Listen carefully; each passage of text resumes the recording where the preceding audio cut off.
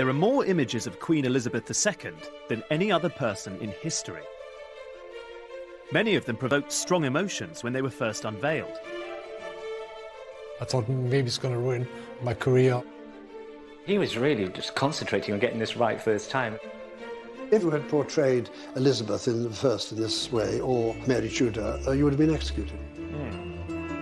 The royal portrait is one of the most powerful propaganda tools a monarch possesses.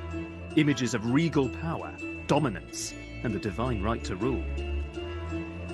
That's all very well if you're a king, but if you're a queen, it gets a lot more complicated. I'm going to discover how artists through history have grappled with painting a woman in power and what that tells us about our changing attitudes to female monarchy. This is where you get excited every time, again and again, to be a historian. Are you excited to be a historian at the moment? Well, I am, but I don't know what I'm going to see. How can a queen be a terrifying ruler in an ageing female body?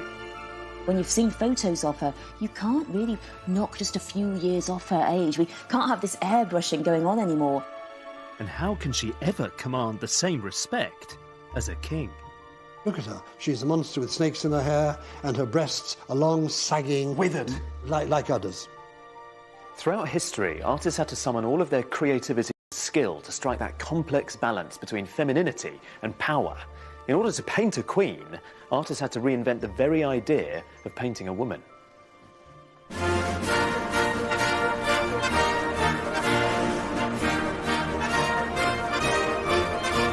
In case you hadn't noticed, it's the Queen's Diamond Jubilee. To mark it, the National Portrait Gallery show, The Queen, Art and Image, has been touring the country. It celebrates the diverse portraiture of the last 60 years. The most famous and controversial of them all is barely the size of a postcard. Freud was famous for never ever flattering his sitters, and here he really goes out of his way to avoid accusations of pandering to royalty. We see this burly, quite dumpy, hangdog monarch with what appears to be a 5 o'clock shadow darkening her thick jaw. This could be a granny with a perm just about to pop out for a pint of milk. Any artist who paints the Queen knows that they're vulnerable to controversy and criticism. What is it that makes her so difficult for artists to paint? I've come to the North London suburbs to meet someone with unique insight into the process. This is fantastic, just immediately to give a sense of... The painter and photographer David Dawson was Lucian Freud's assistant for 2 decades until the artist's death last year. How do you feel when you're leafing through? I mean, it must still be It's quite poignant, painful. yeah. It's a good visual diary for me. Damien. Very entertaining. And is this the dog that you're sitting in front of? Yes, look, Eli posing. See, there he is. How wonderful. In 1999, Freud received some news. The Queen wanted to sit for him. There was this photo before the Queen arrived. Dawson was given permission to document part of the process, which took place over 18 two-hour sittings. For Freud, whose portraits could often take years, it wasn't long. Quite often with Lucian, when he's working in the studio, he has 2 or 3 attempts. So he was really concentrating on getting this right first time. It all began splendidly. He sort of started around the forehead and around her eyes, and Lucian, when he painted, would work in small areas and then build outwards. Well, he'd make that bit quite finished. Yeah, and then... yeah, and then it would just grow. It was a very unusual way of painting. Yeah, it is. It was fascinating to watch. But not everything went quite to plan. Painting the hair with the crown on top, he needed more space in the canvas, so we added another 1.5 or 2 inches onto the top of the canvas. So originally she didn't have a diadem at all? This was always the pose of the Queen, but in the painting it didn't fit. There's also that thing, you know, when does it become a royal portrait or just a straight portrait without the diadem and the tiara? Well, it helps. Yeah. But I think that's where it becomes fascinating, because a monarch, a queen, becomes so bound up with a nation's identity. Yeah. She becomes almost symbolic. Well, maybe that's why he needed the extra bit of canvas with the diadem. You know, it's sort of those 2 ideas. That bit, the crown, is the symbolic monarchy bit. Yeah. The bit underneath is the real person. Yeah, it's breathing and living like all of us. People were critical of this when it came out, partly because they felt that this was not a slap in the face, but that it was quite brutal. Was he conscious of what was being said? Did he care? He didn't care. I mean, he was aware that there's certain criticism against this portrait, but he felt, you know, he couldn't do anything about that. That's what other people thought. It's not what he was thinking. And what do you think? I think it's a serious, very good painting that shows the monarch in the 21st century. You know, it's not 8-foot portraiture that's, you know, glorifying the great and the good. This is a very real person in a unique position that Lucian's very aware of the history that's gone through her family.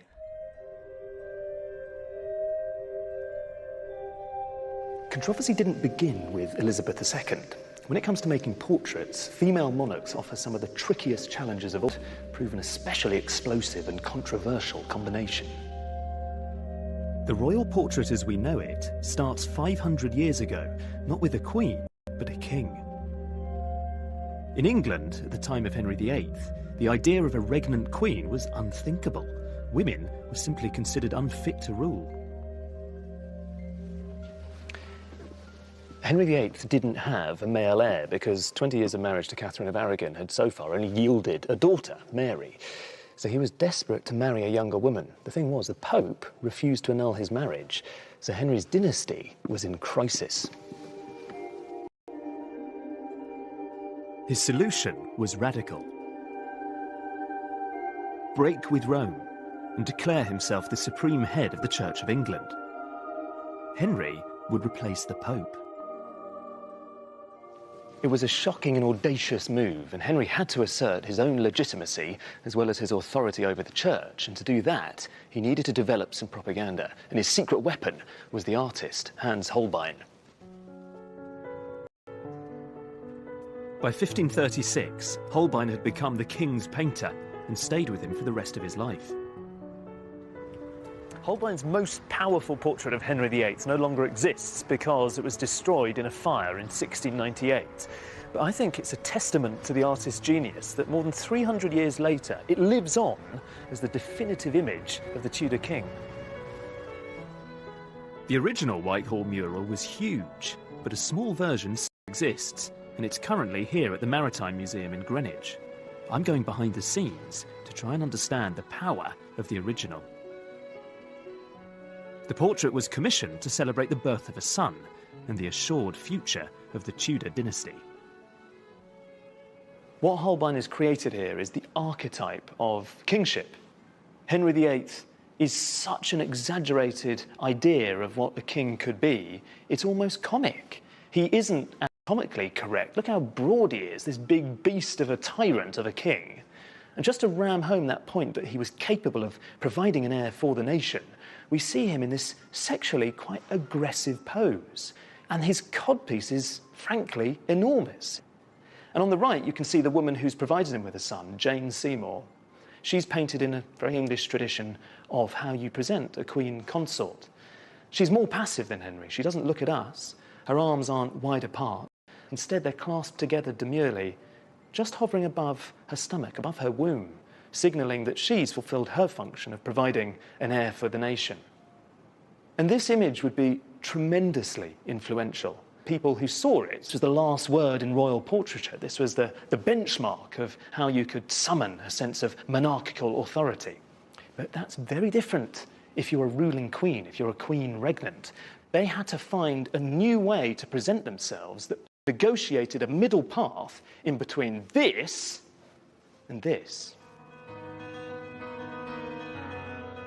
In 1553, his son Edward VI died, and Henry's daughter Mary became England's first queen regnant. She needed a royal portrait, but where on earth should she start?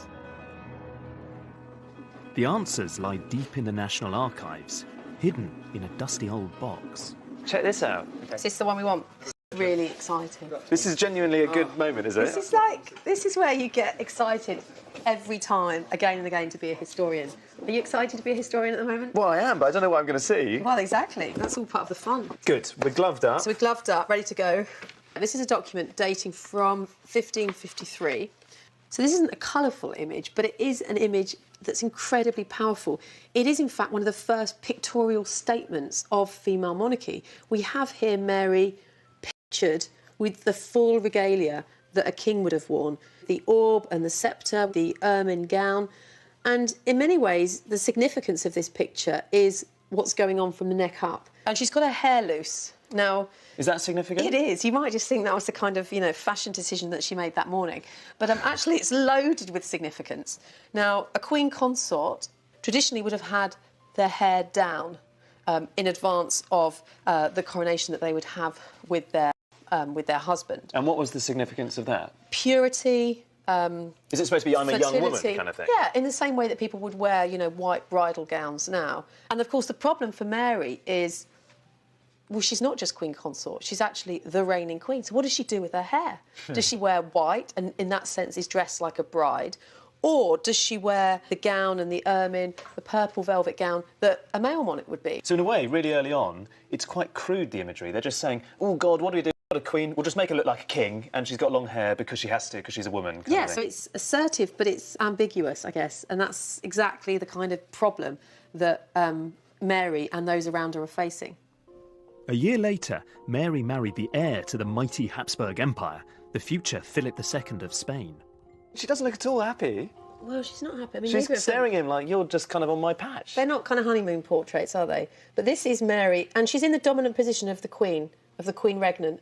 Philip is in the position of the consort. But the very interesting thing here is the floating crown above and between them. And if I was an Englishman at the time, I would begin to feel a bit angry months after the wedding. Then, let me show you this. See, this is exciting. What do you think I'm going to show you? I think Philip's going to take over. You think he's going to take over? That's my guess. Well, let's see. You tell me. Look at that. Read the portrait for me. He's in the dominant position on, as we look, the left. Mary's, by this point, looking... Well, she's lost the blue of youth, hasn't she? There is still the floating crown, but that sword is clearly much bigger and more powerful than this sceptre. And this is really big stuff. Suddenly Philip has changed size. I mean, what the hell's going on? Who was truly wielding power? Mary or Philip? Perhaps the clue lies in a famous image of Mary commissioned by her father-in-law, Charles of Spain, in 1554. The original was by Antonis More, and this is one of the surviving copies.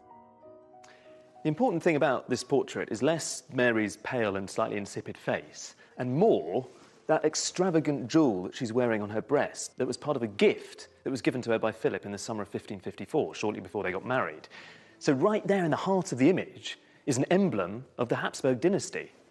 Even the pose refers to the Habsburgs because it's reminiscent of a very famous seated pose in familiar portraits by Titian of Philip's mother, Isabella of Portugal. Here you have Mary, the first regnant queen in English history, and rather than looking like a sovereign, she looks like a consort of an entirely different European dynasty altogether. She's been relegated from her status as a queen to that of a bride. Mary's marriage was a political necessity, but it limited her power and her portraits. It was left to her successor to pick up from where she left off. Of all the paintings of queens, it's those of Elizabeth I that truly capture the imagination. The Ditchley portrait by Marcus Gerert the Younger is one of the most famous of all. In it, she's Gloriana, the eternally youthful virgin queen.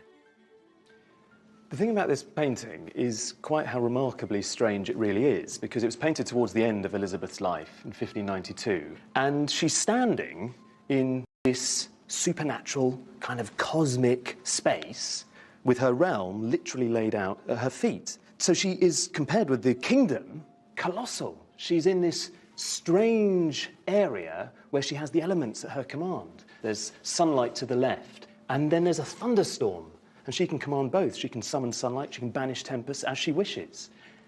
As a piece of propaganda, obviously, this is very powerful indeed. It's really effective. But it's also something else. It's awesome, it's odd, and it's quite new. She's something dazzling and terrifying. And this portrait did a huge amount to completely reinvent how you go about painting a queen. 40 years earlier, there was little hint of what was to come. Aged 14, she's depicted as a young, bookish princess, pale, cautious, and actually quite sweet.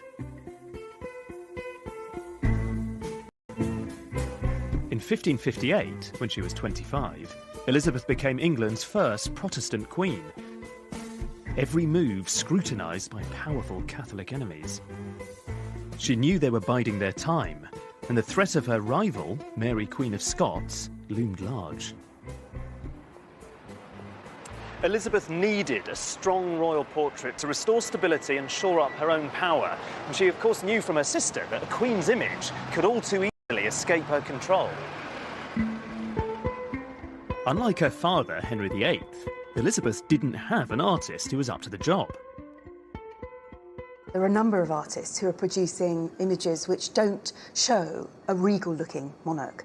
And you've got a difficult problem if you're an unmarried young woman who's taken the throne. Well, very early on in her reign, in the 1560s, we know that her ministers are really quite anxious about this and concerned about it. So they were on the hunt for a really good court Absolutely, artist? Yes. 6 years into her reign, Elizabeth's advisors drafted a proclamation designed to regulate her image. No one could make a portrait of the Queen until that special artist could be found. I mean, they're really quite covetable things. You're telling me? You want to hold them, to... Can I hold it? I'm not going to give you this to hold because it's just so incredibly precious. You can see it very kind of close up. The miniature was created by Nicholas Hilliard, a goldsmith and painter. We'll get a better look at it if we put it under this microscope, which gives you an amazing view of the Queen's face, the background, the inscription, and the way that he painted her hair and her jewels and the costume. This gives you a real sense of how breathtaking the skill required to make an image like this is. Hugely skilled, yeah. I mean, he's a really, really impressive painter. Elizabeth had found her special painter. Hilliard's miniature became an official image. It was to have enormous influence on dozens of subsequent artists.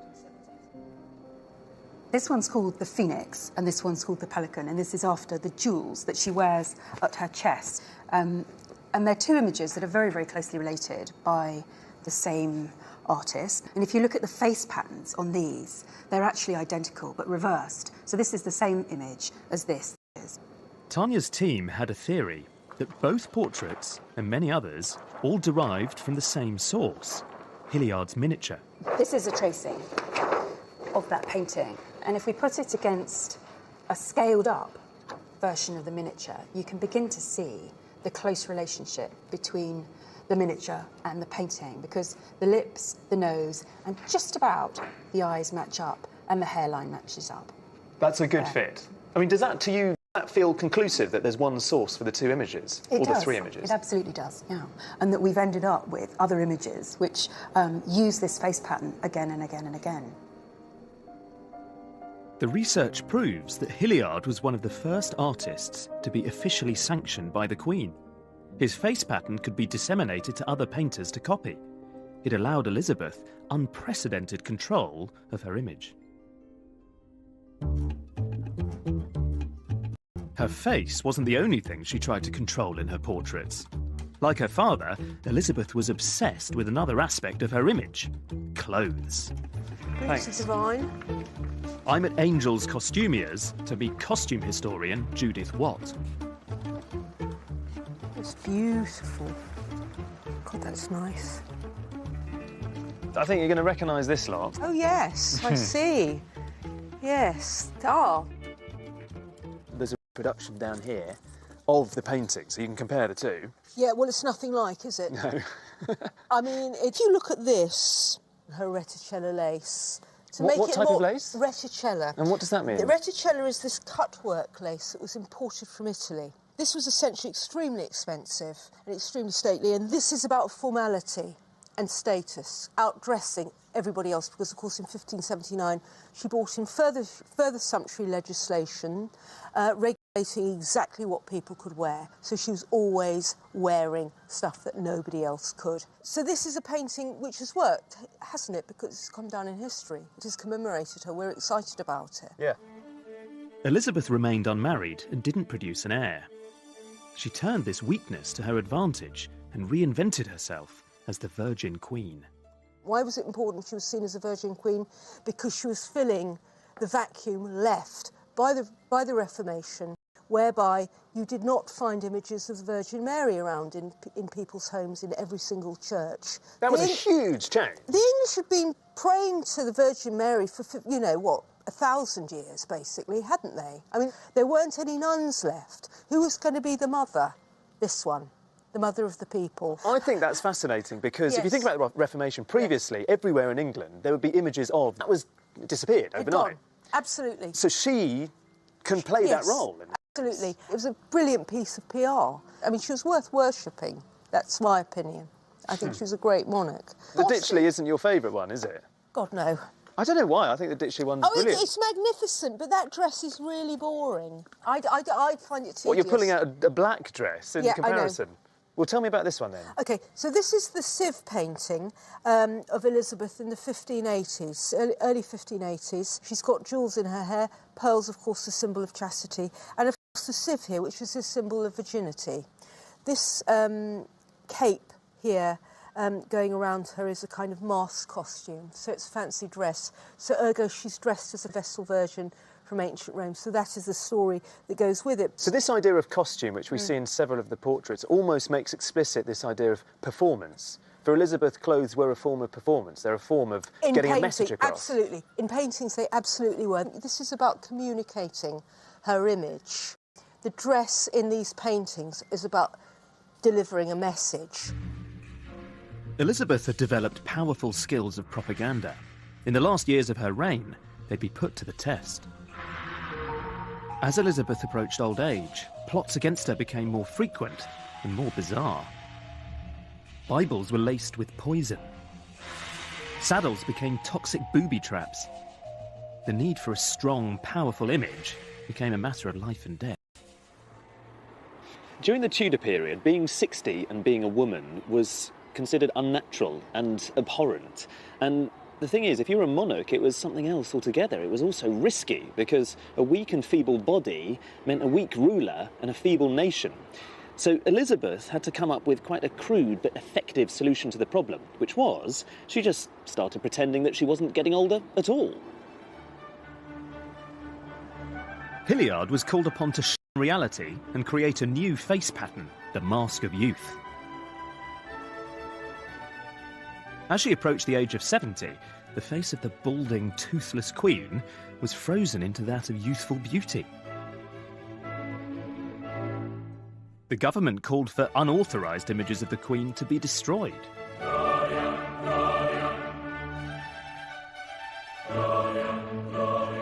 It clearly worked.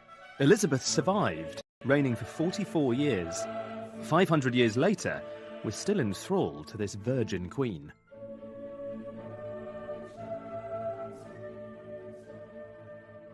Elizabeth I died in 1603, aged 70. And for nearly 100 years, no other queen regnant ruled over England until Mary's madness and all the strangeness of Elizabeth's Ditchley portrait. The way that Mary had herself represented was just astonishingly conventional and formulaic. You could even say that she set the representation of queens right back to the beginning.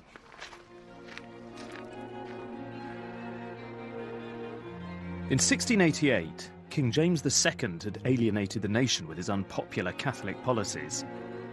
Parliament wanted him out and invited his Protestant daughter Mary and her husband William of Orange to start a glorious revolution.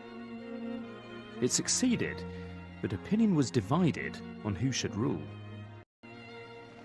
Should it be Mary, the daughter of James II, or should it be her husband and first cousin William, who had a huge army but was a Dutchman, possibly homosexual, and could only claim to be fourth in line to the throne?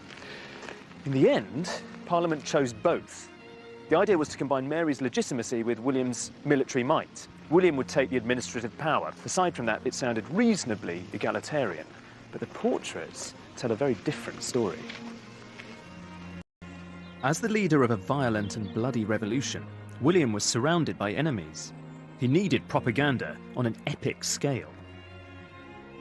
To stress his legitimacy, he borrowed heavily from portraits of his ancestor, Charles I.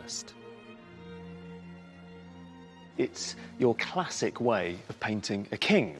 William is in the centre. The whole point of an equestrian portrait is you see the monarch, or in the past the Roman emperor, in full control, and he's trampling on these symbols of war.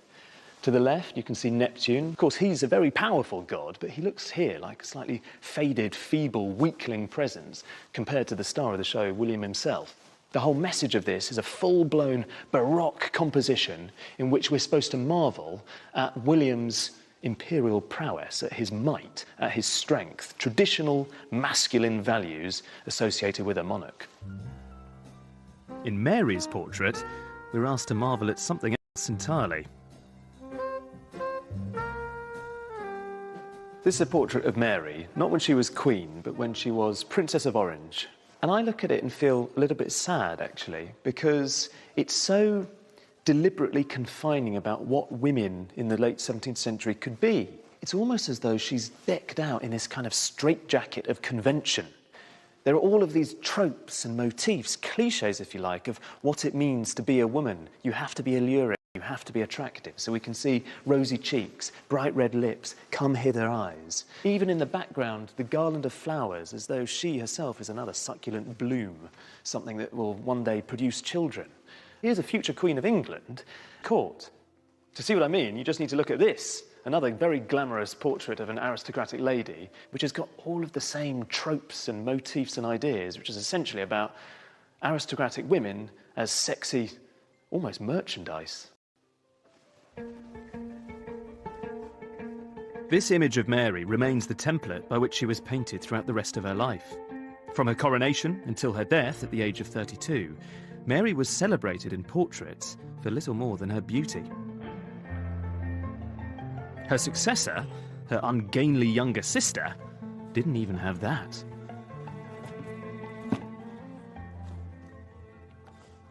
So I reckon that most people would be hard-pressed to name this lady, Queen Anne. The thing about Anne is that she has a very bad reputation.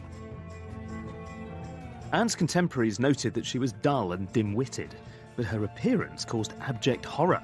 Obese and notoriously plain, she had a weeping eye and a squint. She was supposedly so ridden with gout that she couldn't even make it to her own coronation. She had to be carried to the ceremony. Let's have a look at this one. But the thing is, she ruled at the beginning of the 18th century. And this woman actually presided over one of the most exciting periods in our nation's history. The reign of Anne coincided with many great achievements. The empire expanded into Europe and America. Architecture flourished as John Vanbrugh built the Baroque masterpiece Blenheim Palace. And literature flowered, with Alexander Pope writing his groundbreaking satire, The Rape of the Lock. While Anne presided over this era of innovation, history hasn't let her claim the credit. It seems her propaganda machine wasn't in the best of shape. In Anne's coronation portrait, she sought to align herself with Elizabeth I, dressing in gold. While Elizabeth was a resplendent virgin queen, the paintings of Anne are remarkably unflattering, and even worse, they're boring.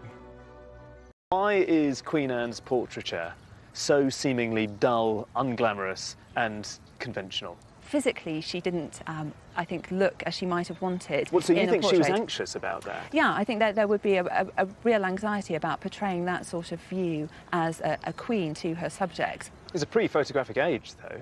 No one need know. That's true, but I think although you want something that's idealised, you also want something that's believable. But it would have been so easy. Like, when you're commissioning official court portraiture, it's supposed to be flattering. It really does seem like she was the visual equivalent of having cloth ears in not understanding that art is brilliant propaganda. When you consider the fact that people must have realised that there was a very real possibility they would inherit the throne. It seems for a queen, at least, beauty matters. I can't help wondering if, armed with a strong portrait celebrating her virtues, history might have treated Queen Anne with a little more respect.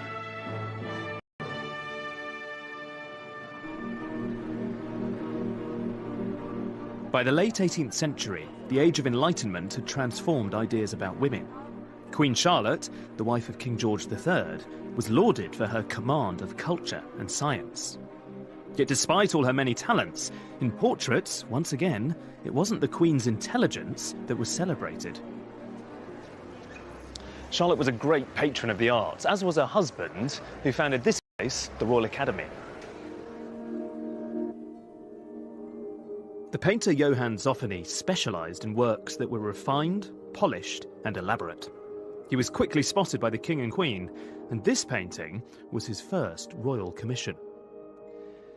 I think rather cleverly, Zoffany offers a whopping great clue about how we should think of Charlotte herself, because if you look at the composition, her form and the colour of her dress is mirrored very clearly in this triangular whitish silverish dressing table to her side. So Zoffany is not stressing her power as a queen consort. Instead, he's stressing her femininity. So I would call the tone of the painting a piece of elegant sycophancy, because it's really well done, but it is an official commission. Unfortunately for her, she wasn't always going to be depicted in such an alluring, elegant and beautiful manner.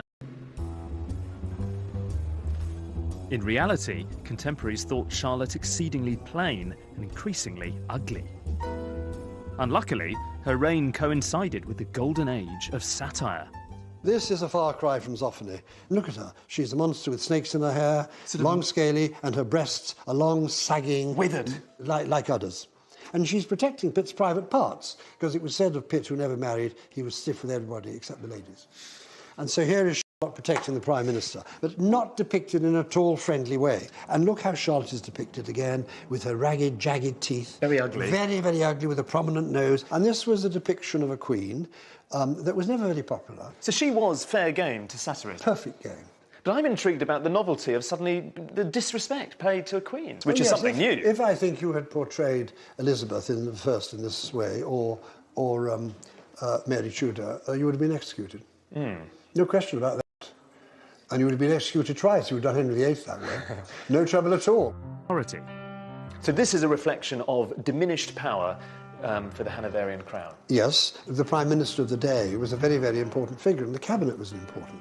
And slowly the power was being transferred to those people who had elected mandate.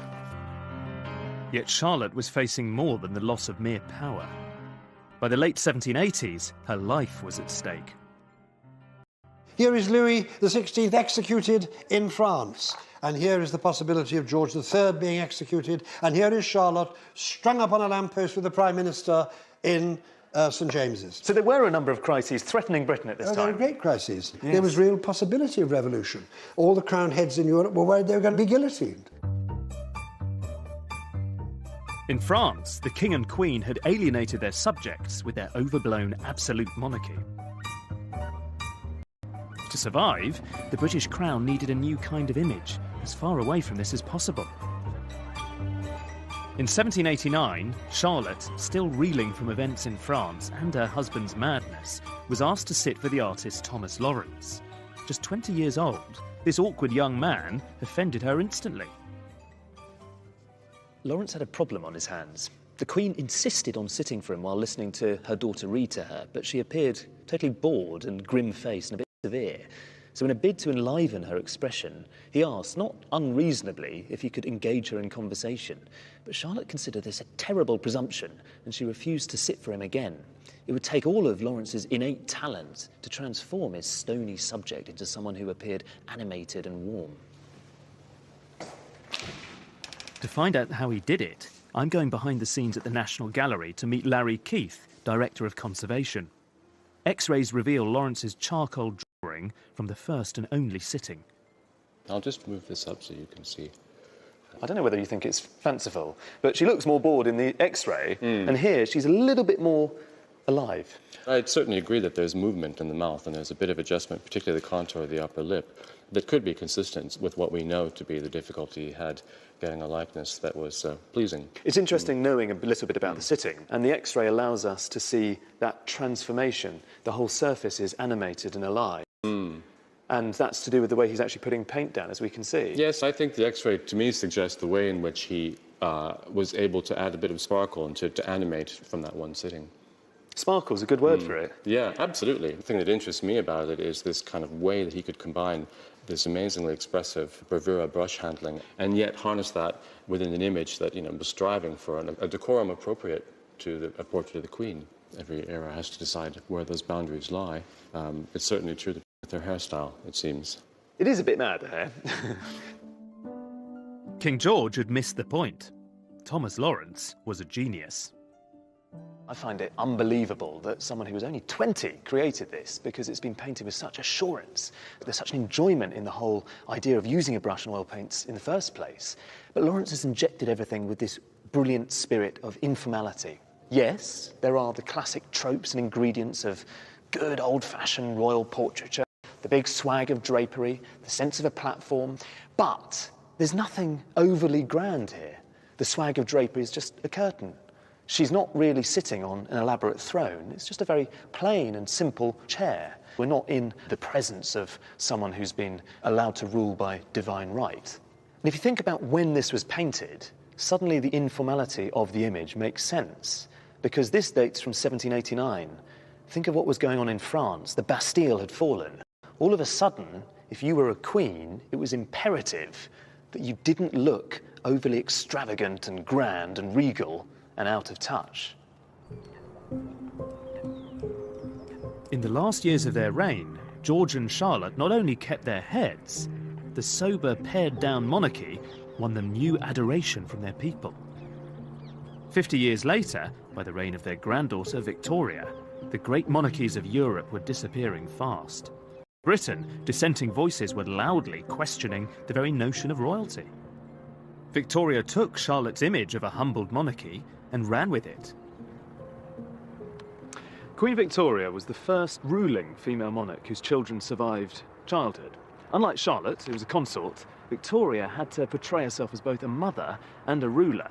It was quite a tricky path to negotiate, but Victoria turned that weakness into a strength. She realised that the role of mother is the one trump card a queen has over a king.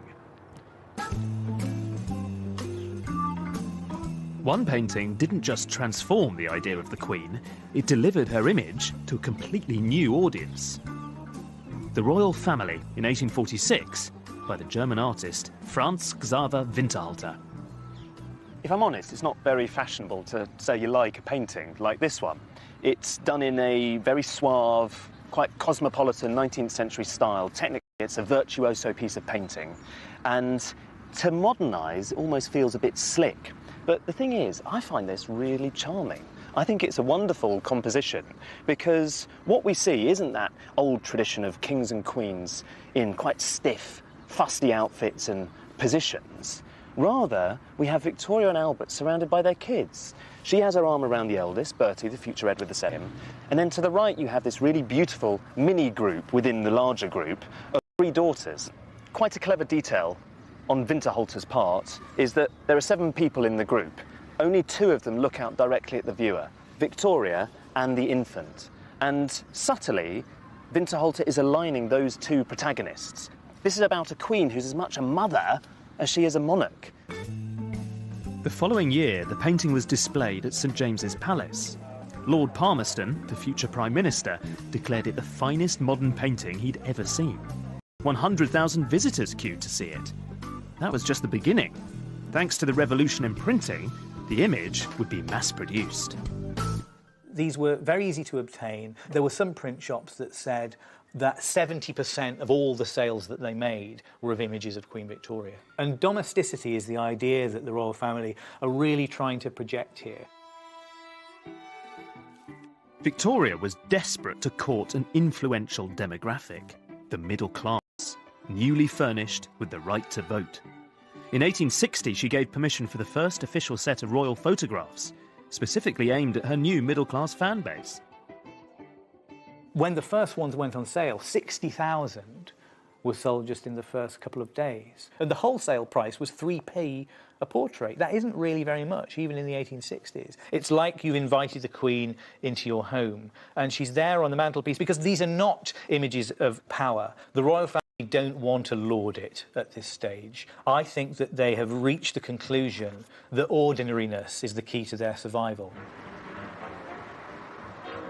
As Victoria's reign continued, she reached a new obstacle: her age. After Elizabeth I, no queen had lived beyond the age of 40 until Victoria. Perhaps the secret to her long life was her favourite tipple, Scotch in her claret. Cheers. Tastes good. I think it tastes good. Obviously, it's got a kick. It's, if you are a drunk, this is a good drink. She probably had one of these to celebrate the Diamond Jubilee. I think she had quite a few, and I think she had quite a few in general. Victoria didn't turn down a little drink.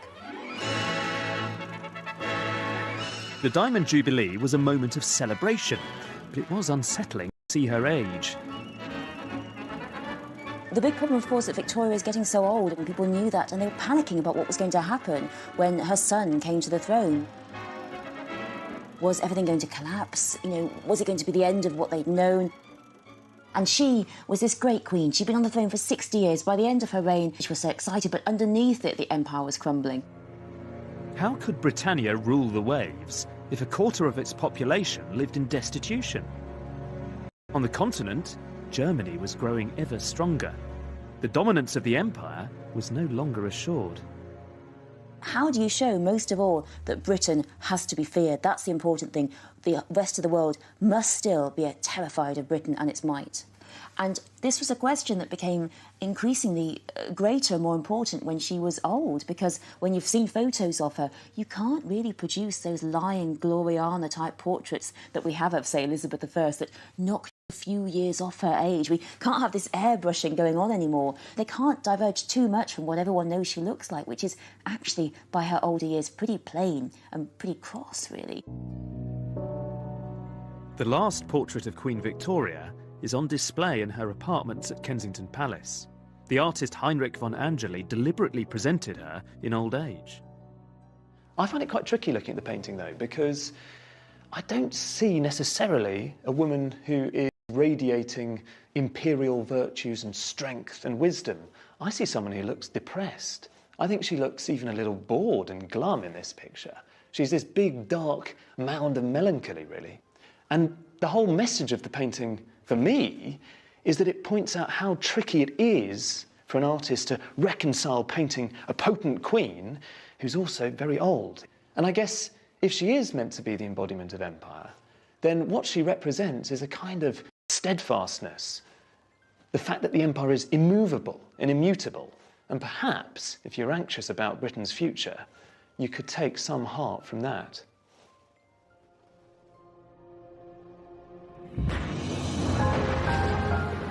Over the next 50 years, the empire was to change beyond recognition. The Second World War saw Britain bankrupted and diminished, trailing behind America and the Soviet Union. Throughout, King George VI had proved a strong figurehead, inspiring enormous affection. His death at the age of only 56 brought the nation to a standstill. The new Queen, Elizabeth II, was just 25. Those around her were deeply concerned by her lack of experience. The royal propaganda machine sprang into action.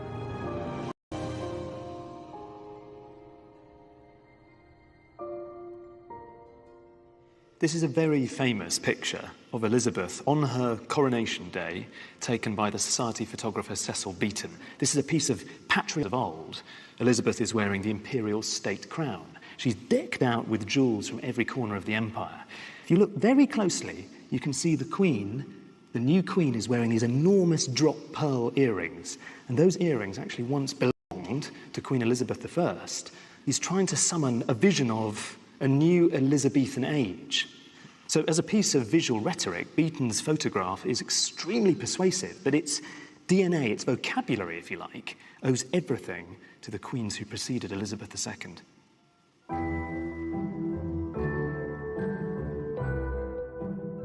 During the 50s, images of Queen Elizabeth presented her as a glamorous young woman who's nonetheless regal, formal, and bejeweled.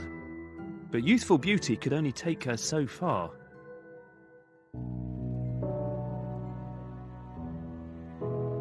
In 1966, the Queen visited Aberfan in Wales after a mining disaster had killed 144 people, mostly children. The Duke described the scene when he first visited the disaster area a week ago.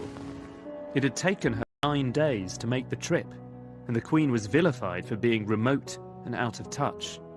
Her image was out of step with the 60s. She needed to catch up. Well, you see the new era of informality in the photograph by Eve Arnold, and this is a really breezy, fresh, very beautiful image. This is now the kind of imagery which seems a world away from the 1950s. It's not exactly a state occasion. It could almost be anybody. It could almost be a member of the public. This is a radical way of presenting the Queen in this much more literally down-to-earth fashion. It's a great photograph. I think there's another great photograph, which is just here, which is my favourite one in the show, which is similar tone, similar feel. And this is, well, it says this was taken in 71. And where is she? She's actually on the Britannia. This is a photograph taken by Lord Lichfield. They're just crossing the equator, and the tradition is that you duck a member of the crew and soap them down. And that's what happened to Lichfield. He kind of expected it and had a waterproof camera at the ready. Really? And so when he bobbed up, he caught the Queen laughing spontaneously at this hilarious moment. I think what I love about it is that she looks so chic and glamorous. And I like just formally, I mean, it's a very sort of spare image behind. It's beautifully composed. I think she has very cool sunglasses picked up in the porthole. There's a lot going on. I think what this photograph really does is address the notion that queens have to be very serious and po-faced and rather glum figures, and all of that is consigned to history, and instead what you have is someone who is vivacious and enjoying themselves. But this new informality... So what do we see in this picture? Here is the Queen visiting Princess Anne in hospital for a routine gynecological operation. It's nobody's business, really. And yet we see the Queen running the gauntlet of a phalanx of photojournalists, all taking their photographs. And we now have this issue unfolding in the 1970s where there is a confusion between the public role of the Queen and her private life.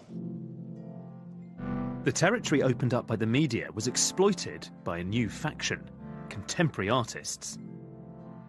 Artists like Gerhard Richter based their work on newspaper cuttings. Richter's blurry surfaces evade our attempts to see the subject in focus. Can art, he asks, really capture the truth of a person? For Andy Warhol, the Queen became nothing but surface, her public face complete artifice. What we see increasingly through the course of this exhibition and in the last 40 years is a tendency to hold the Queen's image up in a critical light and to pose questions about her relevance, her importance, and what she's for and what she's about, and whether we need a Queen. All of these things are constantly coming through the images that we have of her. In days gone by, the Queen's predecessors might have retaliated with a strong royal portrait. The trouble is, in the 21st century, an official portrait of the monarch no longer wields much power. Why are so many portraits of the Queen so exceedingly boring? Perhaps it's their sycophancy, creaky paintwork. Anthony Williams painted the Queen like an OAP, with sausage fingers. The trouble with so many portraits of the Queen is that they're full of all of the regalia we associate with monarchy, crowns and jewels and cloaks, a sense of pageantry. But they don't quite acknowledge that those trappings today feel a bit odd and anachronistic.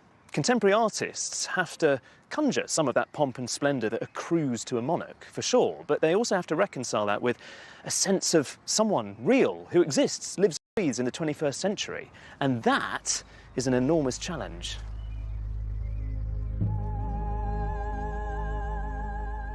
Thomas Struth is one of the leading contemporary artists of his age, photographing cities, families, and science labs with precise, almost forensic detail. He's certainly not known for taking on celebrity commissions. Can I ask you a little bit about what it's like to take on a royal commission like this? Is there a risk, as a contemporary artist taking on this commission, that you might lose credibility almost? All the time. Like us? But yeah, like you. But in the end, I thought I cannot reject because it's will be such an unusual opportunity. Well, what was the appeal? Why did you say yes? It was a possibility to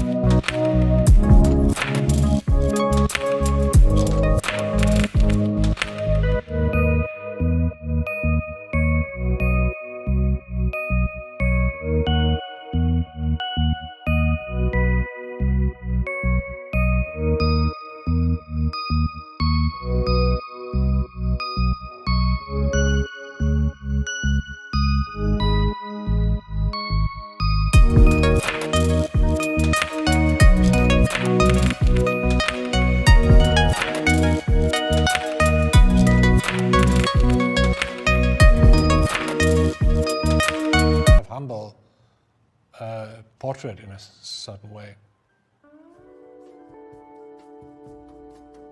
Perhaps by acknowledging the Queen's humanity, we can accept her elevated status. As usual with depicting a queen, it's a difficult balancing act. Over 500 years, artists have had to negotiate power and femininity, reconciling the roles of virgin, mother, and wife with being a monarch. In the 21st century, it's become even more complicated. Hierarchical, we're more informal, and thankfully today we no longer feel troubled by a woman ruling over us. And all of that means that contemporary artists now face a new challenge, which is how in the 21st century to go about making a convincing modern portrait, not necessarily of a queen, but of a monarch at all.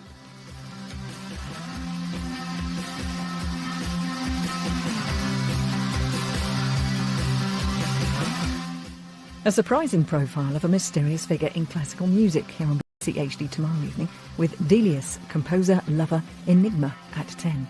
Next, though, it's an extra large helping of QI.